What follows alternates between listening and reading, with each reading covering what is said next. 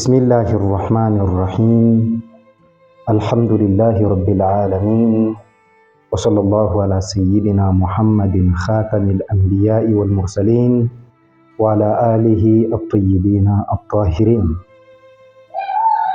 Katika maisha yako ya kila siku, jitahidi kitu kimoja muhimu sana, nacho ni kuacha kumbukumbu nzuri katika jamii unayoishi nayo. Jitahidi katika maisha yako ya kila siku, ongea maneno mazuri, taamaliana na watu kwa matendo mazuri. Usipende kugombana, usipende kufitinishana, kwa sababu maisha yako mazuri unayoyafanyia watu, matendo yako mazuri unayotaamaliana nayo na watu, yatakutengenezea wewe uje uweze kuishi umri wako wa pili baada ya kifo chako. Utakapokufa, utakuwa umri wako wa mwili umeondoka, lakini umri wako wa roho utabakia. Kumbukumbu ya matendo yako itaendelea kuishi. Kumbukumbu ya maneno yako itaendelea kuishi. Watu wataendelea kukumbuka yale uliyowafanyia katika maisha yako ya kila siku.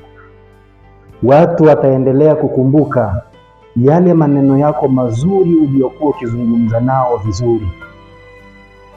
Hivyo tengeneza CV yako na jamii yako inayokuzunguka kila siku iwe ni CV nzuri ambayo inafaa kukumbukwa kwa kila wakati.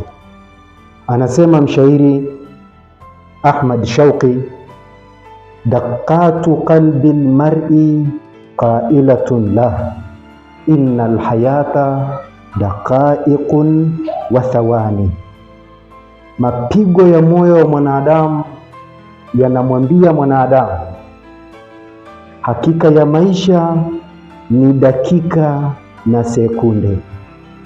Mapigo ya moyo wa mwanadamu yanamkumbusha mwanadamu na kumwambia, tambua ya kwamba maisha yako unayoishi leo ni mfano wa dakika zinavyohesabika, ni mfano wa sekunde zinavyohesabika, hayana thamani yoyote.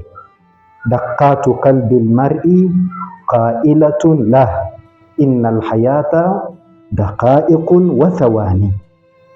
Haya maisha unayoishi ni mfano wa sekunde, ni mfano wa dakika. Farfa linafsika baada mautika dhikraha, inyanyulie nafsi yako baada ya kifo chako utajo wake.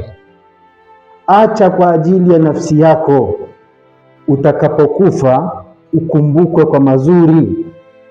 Fadhikru lilinsani umrun thani, kwa sababu kukumbukwa kwako, kutajwa kwako itakuwa ni umri wa pili.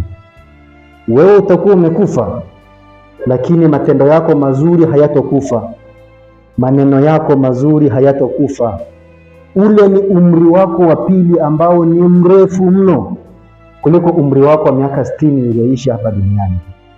Hivyo jitahidi katika maisha yako ya kila siku, katika jamii iliyokuzunguka, uwe ni mtu ambaye hauachi mabaya, zaidi ya kwamba unaacha kumbukumbu nzuri ambayo itakumbukwa kila wakati, na hii itakufanya wewe ni kana kwamba haujafa.